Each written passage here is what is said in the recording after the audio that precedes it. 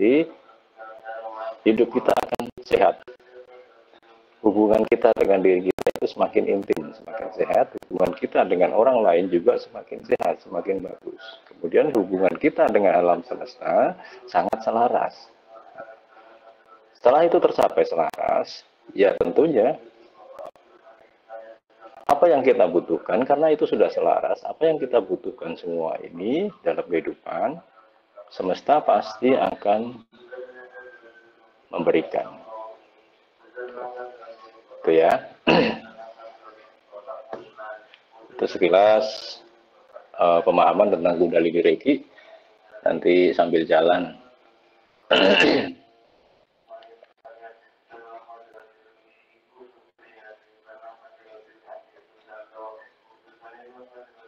Ada yang ditanyakan tentang pemahaman Kundalini dulu? Ini baik yang sudah ikut maupun yang belum ya.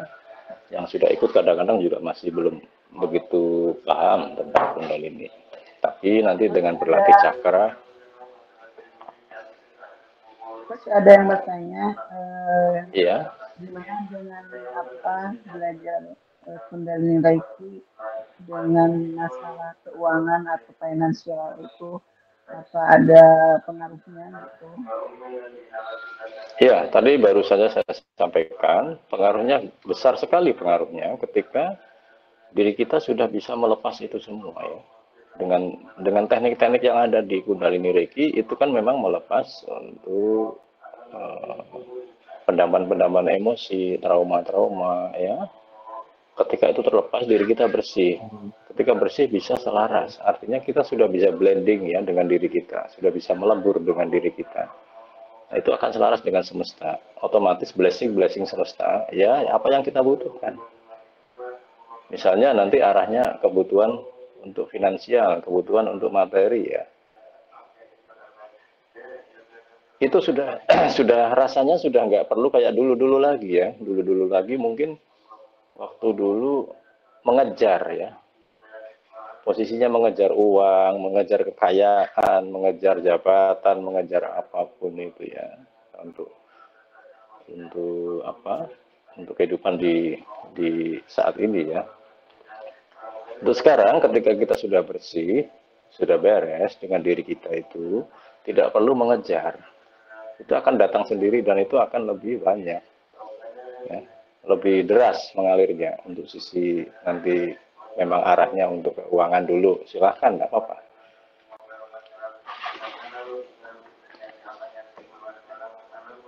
Orang yang kadang-kadang keuangannya seret, ya rezekinya kok merasa rezekinya seret dan sebagainya, itu kan karena memang vibrasinya di situ-situ terus, belum bisa beralih karena banyaknya pendaman emosi, banyaknya persoalan yang belum bisa melepasnya. Di situ akhirnya vibrasinya rendah, tidak selaras dengan vibrasi kerezekian.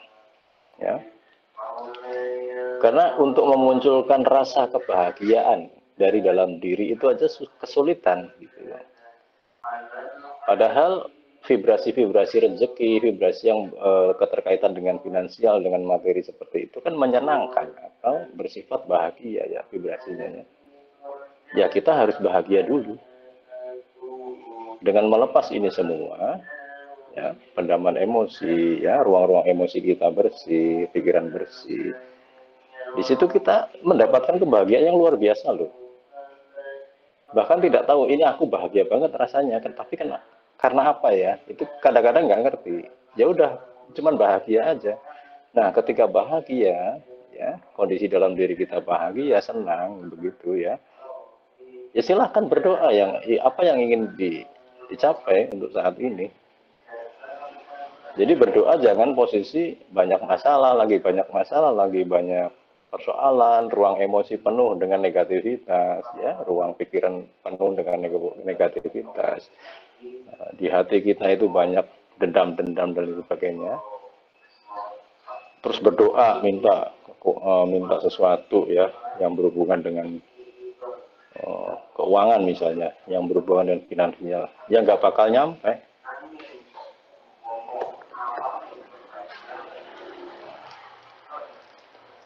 Ada contoh banyak ya, orang yang sedang terlilit utang misalnya, terlilit utang, hampir jatuh tempo misalnya itu, hampir jatuh tempo, sudah mulai ditagih. Itu situasi dan kondisi di dalam diri itu carut marut nggak karu-karuan. Ya.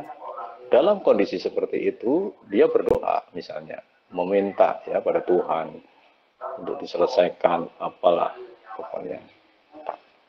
Susah, karena berdoanya belum dikasih, belum dikabulkan, dia akhirnya bergerak sendiri atas dasar pikirannya sendiri, bergerak nabrak sana, nabrak sini, nabrak sana, nabrak sini terus. Akhirnya apa? Ya dapat, tapi gali lubang kan, tidak menyelesaikan itu. Itu selamanya akan seperti itu, blunder ya. Nggak bakal ada ketemu ujung pangkalnya. Jadi blunder terus. Ya memang harus ada yang dikorbankan. Apa yang harus dikorbankan? Sudah stop. Tidak boleh gali lubang lagi. Sudah, kamu tenanglah, duduklah, heninglah di situ. Nah, yang terakhir itu yang nagih-nagih sudah hadapi dulu, memang belum ada. Kan gitu tuh. Semuanya harus dihadapi, entah bagaimana caranya. Nah, itu cara memutus. Setelah itu sudah sudah dihadapi semuanya, itu akan berlalu satu persatu, sedikit demi sedikit akan berlalu. Nah, ketika berlalu terbebas. Ketika terbebas itu akan ada perasaan lega ya. Ketika perasaan lega seperti itu akan muncul perasaan bahagia, senang, kosong ya, loss itu ya. Nah, ketika sudah kosong semuanya itu, nanti silakan misalnya ada manifestasi dalam bentuk apa misalnya. Silakan lakukan. Buktikan sendiri itu. Artinya sudah naik vibrasinya, bukan vibrasi di vibrasi uh, vibrasi kekurangan ya. Ketika ditagih, aduh belum punya duit, aduh belum bisa bayar, nah, itu kan vibrasi kekurangan di situ. Memposisikan diri selalu dalam kekurangan di situ.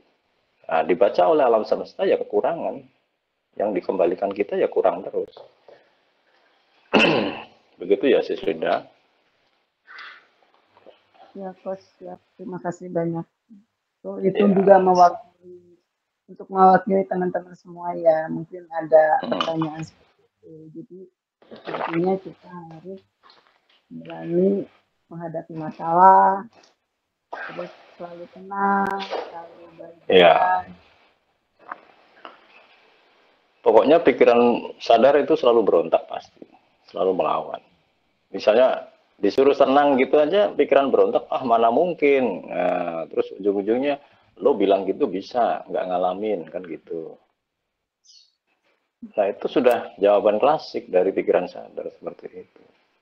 Coba dilawan aja.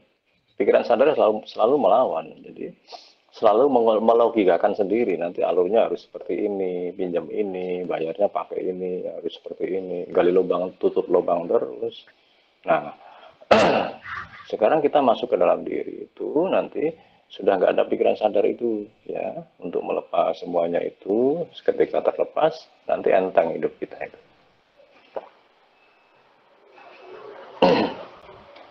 Setelah lepas, jangan ngulang lagi.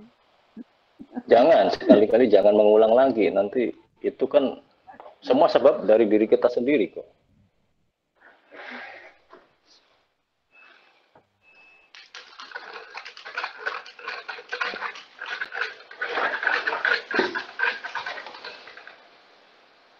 Oh, ada Pak Dewa.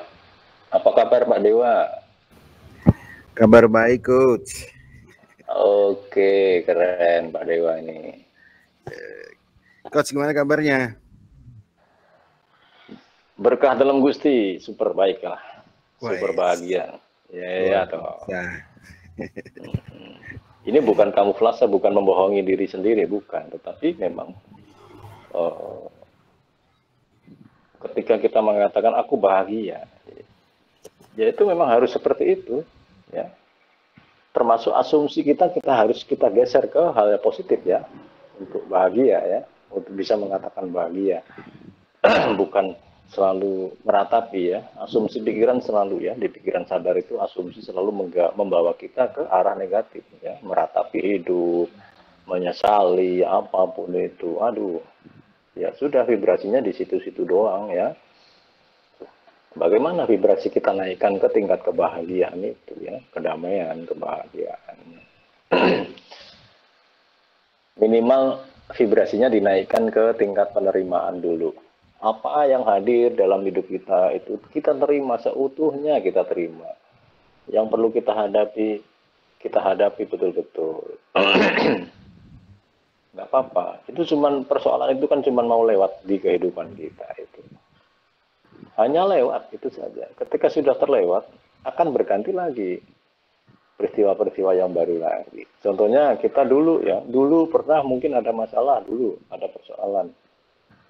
Berarti itu kan dulu, kan sudah lewat toh. Nah, artinya apa? Persoalan itu kan memang mau lewat di kehidupan kita. Nah, terkadang ditolak-tolak, terkadang dihindari ya. Nggak usah dihadapi, semuanya dihadapi. Itu untuk memampukan diri kita untuk mendewasakan kehidupan kita sebetulnya ya, apapun itu. Memang terasa pahit mungkin, memang terasa sakit, iya memang nggak apa-apa. Itu sedang diri kita, jiwa-jiwa kita sedang ditempa kok.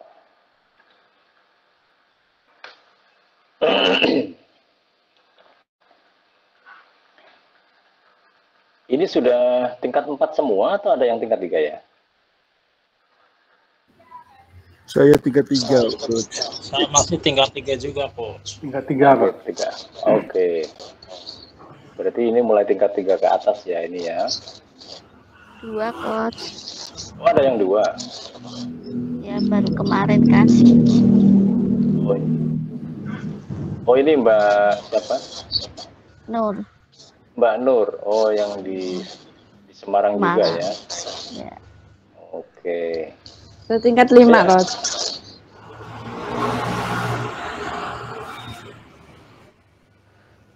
Mbak Nur gimana pengalamannya? Tingkat 2, Mbak. Masih sama, masih belum, Coach. Masih belum. Sudah meditasi Kundalini Reiki ya, tapi ya. Yang kemarin aja kan, baru yang bareng-bareng itu. Oke. Yang sendiri belum pernah. Oh, yang sendiri belum. Oke, materinya ada di channel ya. Oh ya, berarti bisa itu juga setiap hari gitu, Coach. Kalau Iya, yang setiap sekarang hari. kan, saya kan masih yang itu meditasi Reiki sama yang traveling itu nanti sampai 21. Berarti ditambah sama itu juga yang Kundalini Reiki. Tidak perlu menunggu 21 hari self healing dan meditasi Reiki-nya. Sekarang ditambah pun bisa ya. Oh iya, Coach. Terima kasih. Oke. Iya. Gimana Pak Muslim, ada pertanyaan?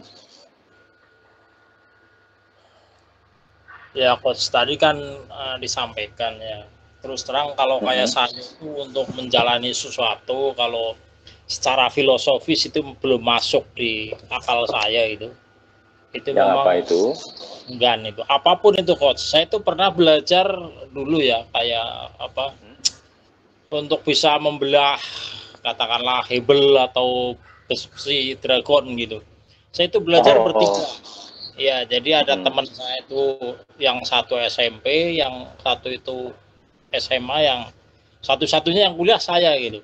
Cuman justru yang paling nggak mampu itu saya, karena menurut saya ini nggak masuk akal ini gitu. Jadi ya kalau jalan ini apa aja ini, udahlah apa yang diperintahkan guru jalanin gitu. Ya akhirnya gitu, Coach. Mohon penjelasan. Kalau yang ini sudah ada yang bisa sedikit-sedikit nyantol? Ya kalau yang ini tuh saya pernah juga ikut ya, kalau di dalam Islam itu kan ada tasawuf ya, ada torikot gitu. Oke, iya. Kan torikot kan ada yang marifat, ada apa itu, saya itu merasakan dari tangan itu kayak ini nyambung. Jadi menurut saya itu wah ini menurut saya masuk di akal, jadi ya bisa saya jalani gitu, Coach. Gitu. Ya, tetapi juga apa ya? Memang butuh membuka pikiran, membuka hati, ya, membuka diri kita, karena tidak semuanya bisa dilogika juga ya nanti ketika apa namanya masih banyak ya yang di alam semesta ini yang belum bisa dilogika oleh kemampuan logika manusia di situ ya. Jadi mesti kita mesti membuka diri dulu. Oh nyatanya, misal nih dalam metode ini Kundalini Reiki, di sini ada mungkin beberapa yang kalau dijalani hasilnya tidak masuk akal kadang-kadang gitu ya, tidak masuk akal. Tetapi di sini semua yang saya sampaikan semuanya realitas ya, tidak ada yang aneh-aneh, tidak ada kan gitu ya. Yang penting itu. Betul, tidak ada yang tidak ada teknik-teknik yang aneh-aneh, misalnya yang kayak ya maaf yang di luaran mungkin yang supranatural atau apa, enggak, bukan seperti itu ya. Di sini justru lebih ke memahamkan kesadaran itu. Iya. Ya makanya tadi saya juga ini sambil WA-an dengan teman saya, ada yang ikut juga itu Ustadz Manan ya di sini, Ustadz Zen itu, makanya beliau itu juga sering nanyakan, padahal beliau itu sebenarnya ya ikut juga, mungkin Ustadz pernah dengar ada Mahatma itu, beliau itu levelnya udah tinggi juga di sana gitu. Iya. Ya jadi beliau itu cerita apa, nanyain ke saya gitu. Terus terang Ustadz, kalau saya itu jalanin aja gitu, ini ya antara masuk akal dan enggak, ini kan kaitannya dengan roh itu, ketika kita dicubit itu kita kan yang merasakan badan kita gitu ya, sementara kan perut kita itu kan di sisi lain sebenarnya kan nggak masuk akal juga, tapi ini kan sesuatu yang memang harus kita jalani ya, seperti tadi Coach Hari sampaikan, di dunia ini itu kan nggak semuanya bisa dilogikakan gitu ya. Banyak belum justru ya harus kita terima karena memang di luar nalar kita gitu Coach. Benerannya kok. Ya itu sering terjadi kan ketika kita puyeng untuk memecahkan suatu persoalan, misalnya masalah ya, tapi nggak kunjung dapat solusinya. Selama dipikir masih di akal pikiran, belum nyampe. Tiba-tiba kita diperlihatkan ya, suatu saat di jalan atau di mana diperlihatkan sesuatu yang itu benar-benar mencerahkan, benar-benar menginspirasi kita, dan itu sepele ya. Betul, Bos. Nah, itu kadang kan nggak masuk akal. Oh ternyata cuman sepele gini doang ya gitu. Nah, kadang-kadang yang rumit itu kan pikiran kita sendiri kan. Betul.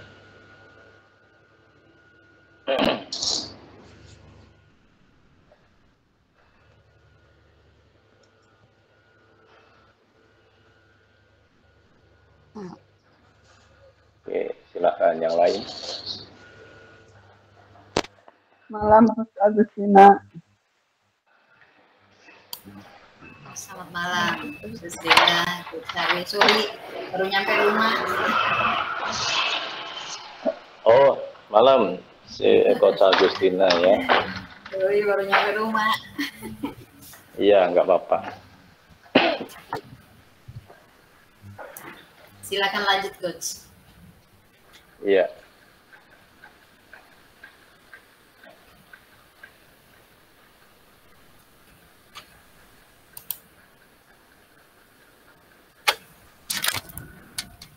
Selamat malam teman-teman semua. Malam Coach Agustina. Malam. Sudah mandi, sudah wangi itu. Oh belum. Baru masuk rumah. Lamanya lama banget. Iya. Macet soalnya. Ada perbaikan jalan. Oke. Nah ini kita lanjut bahas ini dulu ya, bahas cakra seks ya. Kemarin sudah bahas cakra dasar, termasuk meditasinya. Ini kita bahas cakra seks ya. Cakra seks letaknya sekitar 3 jari dari kemaluan ya, dari kemaluan. Di atas kemaluan 3 jari, tapi di tengah ya. Di situ energinya berhubungan dengan rasa aman juga, seperti cakra dasar kemarin ya. sama berhubungan dengan rasa aman. Kemudian bentar, minta tolong ini mikrofonnya dimatikan dulu ya. Oke.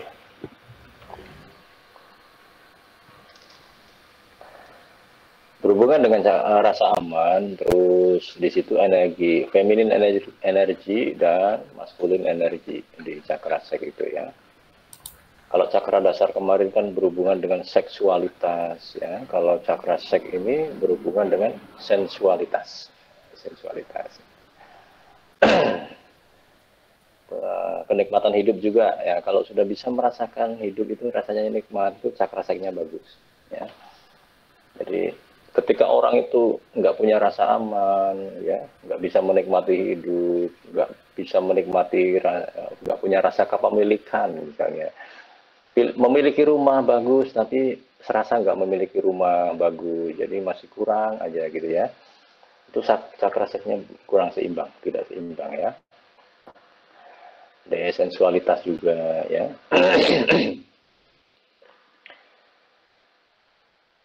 Kurang kreatif ya.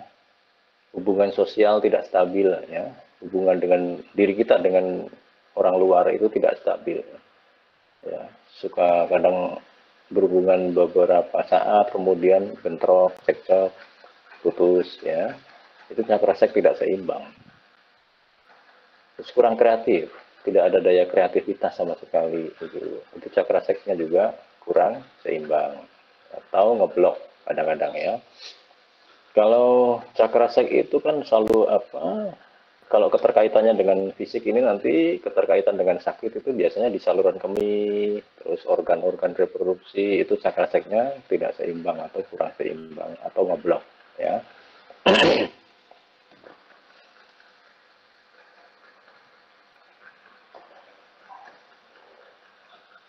Jika cakra sek terlalu over misalnya, terlalu over itu selalu maunya lebih ya, itu punya sifat-sifat seperti itu, mau lebih, selalu dominan ya, selalu merasa nggak cukup ya, merasa nggak cukup apapun itu, dalam hal apapun selalu nggak cukup. Terus banyak ambisi, bagaimana cara mendapatkannya sesuatu itu yang dia inginkan ya, sesuatu yang dia pikirkan itu, bagaimana cara mendapatkannya itu ya, obsesi, ambisi itu seperti itu ya, serakah ya, itu ujung-ujungnya nanti serakah, itu cakra seksnya terlalu over. Terus kemudian kalau cakra seks terlalu over biasanya take control terhadap orang lain ya, orang lain harus begini, harus begitu, harus begini, harus begitu, ngatur ya, istilahnya ngatur-ngatur sampai nggak punya batasan ya, nggak ngerti batasan orang lain itu, nggak ngerti, itu cakra seksnya over ya. Bisa juga kontrol ke anak ya, anak harus seperti ini, harus seperti itu, jadi kontrol, jadi nggak bisa memberi ruang kebebasan ya, kebebasan tiap-tiap jiwa, tiap-tiap diri itu, termasuk mengontrol pasangan dan lain-lainnya itu. Rasa nggak aman ya, tadi kembali ke rasa nggak aman, selalu cek-cek HP pasangan, jangan-jangan nanti aku diselingkuhin, jangan-jangan ada perempuan lain, jangan-jangan ada pria lain kayak gitu ya, ya seperti itu gitu, ya. Sampai di sini ada ditanyakan enggak tentang cakra seks? Ini bahas dikit-dikit dulu, nanti lanjut. Coach, mohon izin bertanya Coach, itu antara laki dan perempuan sama Coach? Cakra seknya itu? Oh, letaknya berbeda ya. Oh betul. Kalau perempuan di ujung, ini maaf nih bahasanya apa adanya aja ya, di ujung apa namanya, bahasa itunya di ujung kelentit atau apa itu. Oh begitu ya Coach ya. Ya, di itu. Maksudnya sejajar dengan itu. Kalau laki-laki itu 3 jari di atas kemaluan. Ya mohon maaf Coach, itu kan sebagian wanita kan ada yang disunat gitu. Berarti itunya ikut kepotong atau gimana Coach? Mohon maaf ini. Bukan. Cakra ada di dalam, Itu hanya simbol saja ya. Oh gitu ya Simbol Coach. pembersihan. Kalau di Jawa itu kan menyebutnya mandala, bukan cakra. Iya, iya, iya. Nah, itu mewakili untuk membersihkan itu maksudnya, agar si anak ini nanti hidupnya ada penuh rasa aman, bisa menikmati kenikmatan hidup, punya rasa kepemilikan yang utuh, ya, berhubungan dengan sensualitas, energi feminin dan maskulinnya normal gitu ya. Kan ada orang yang perempuan tetapi energinya maskulin kan banyak, ya. Ada laki-laki tapi energinya feminin, jadi kemayu gitu ya, melambai seperti itu. Banyak, karena itu tidak seimbang ya. Ada yang Bencong ditanyakan? itu ya. Ya, apa sebutannya terserah.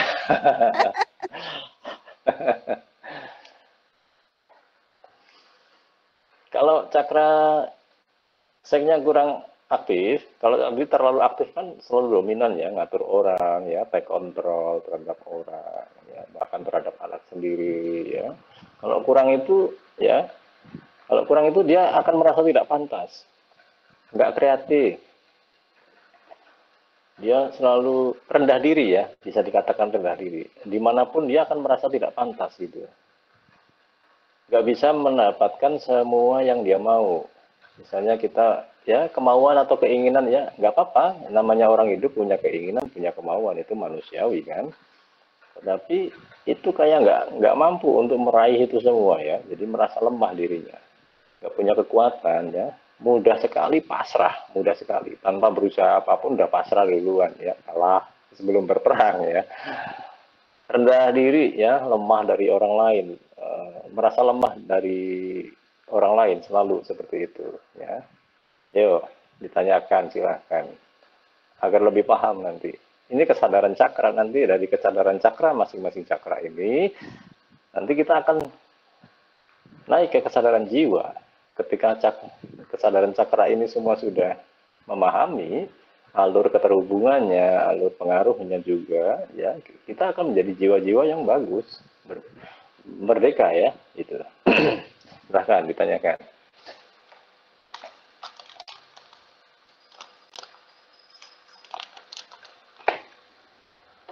Oh, tanya kok. Silahkan. Hubungan dari belajar cakra di sini berarti kita membersihkan cakra kita seperti inisiasi yang dilakukan, berarti kan membesarkan cakra. Cakra ini kan berhubungan dengan energi kundalini. Kundalini jadi antara Riki, kundalini dan cakra di sini sangat nyambung. Ketika kekuatan ini dipadukan sehingga mencapai kesempurnaan daripada pembersihan cakra. Nah, untuk mempercepat pembersihan cakra ini kan bisa nggak digabung antara kundalini dan cakra?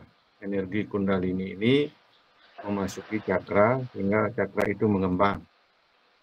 Oke. Meditasinya itu aja Kak. Oke. Ya, di dalam kundalini itu kan ada cakra, ada inti kundalini. Cakra jumlahnya 7, kalau inti kundalini ada di bawah tulang ekor, ya kan? Itu benih ya, benih atau sumber, ya, sumber kehidupan kita, benih itu ya. Di situ. Itu ada beberapa di kitab-kitab juga mengatakan seperti itu. Benih letaknya di situ ya. Nah, ini yang kita bahas di sini cakranya dulu. Cakranya dulu. Kalau inti kundalini nanti di level-level berikutnya nanti ada inti kundalini untuk menaikkan atau mensupport atau mentransmutasikan energinya mau untuk cakra mana. Bisa, boleh. Jadi energi dari inti kundalini nanti bisa ditransmutasikan misalnya ke cakra ajna, bisa. Nah, tapi kalau ini yang kita bahas untuk awal-awal ini cakra, agar pemahaman tentang cakra, kesadaran ke seluruh cakra itu keterhubungan dengan diri kita, untuk keseimbangan energi diri kita itu cakra itu ya. Jadi pemberian cakra itu sudah sejak self healing ya, sejak self healing sudah dilakukan. Kemudian ada meditasi Reiki, ada meditasi Kundalini Reiki. Nah, meditasi Kundalini Reiki itu membersihkan cakra dasar sampai cakra mahkota.